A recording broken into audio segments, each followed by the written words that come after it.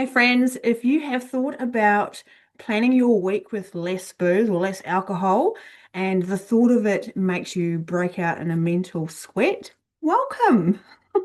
You are in the right place, my friends. This isn't about perfection or willpower for the week, all right? It's about setting yourself up to win. And I'm going to show you exactly how I coach my stop over drinking in 90-day clients to plan a week with less booze, even when their brain is screaming, no fucking way. So, step one, here we go, my friends. The very first step sounds mind blowing is to decide. Not to think about it, not to see how you go, but to physically decide, mentally decide you're all in. Why? Because your brain immediately is going to go to work trying to keep you safe, which means that the drama is going to set in. And you are going to hear thoughts like this. Oh, but what about Friday night with friends? Oh, I've had such a stressful week. I deserve it. Just one won't hurt. I have said those things to myself many, many times. This is completely normal.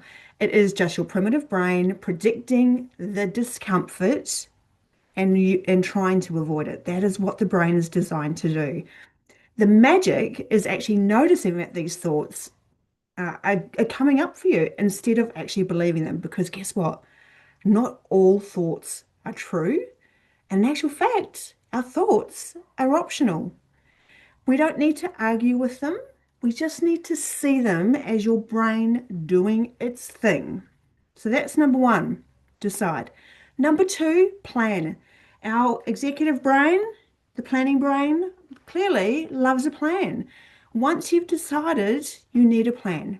All right, we're going to give our brain some certainty.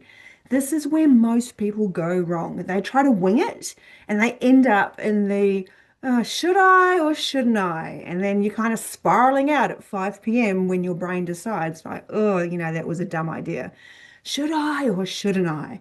And instead, we decide ahead of time how much you're drinking this week, if any, on which days, what I'll drink, what I will drink on my alcohol-free nights. So basically having it ready.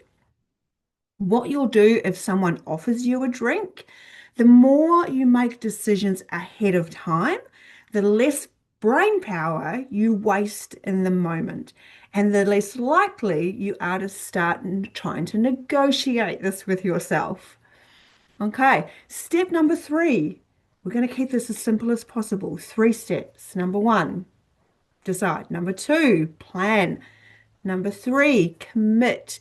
The last step is commitment. Remember, this is not about being perfect or white knuckling through it. It's about building your capacity to hold yourself accountable even when it's uncomfortable. Commitment is a muscle, my friends, and every time you follow through on your plan, you strengthen that muscle. And here's something most people don't realize, okay? I'm going to tell you a secret.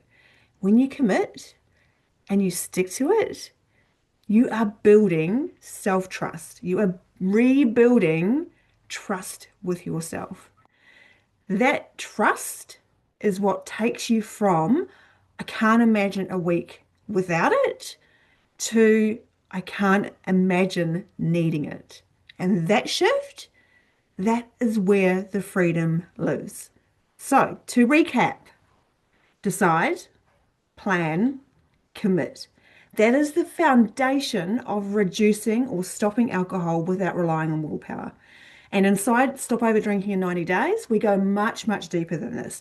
I help you coach through that resistance, to really process those urges, those sudden feelings, and to rebuild your relationship with yourself and, of course, with alcohol. So if you found this helpful, my friends, subscribe to my channel for more free tools that are coming up, and let me know in the comments what your plan for this week looks like. And if you're ready to make this your last, like your last drink, the last, I'll start next week, you can book a free call with me, and I'll put the link in the description. All right, friends. Bye.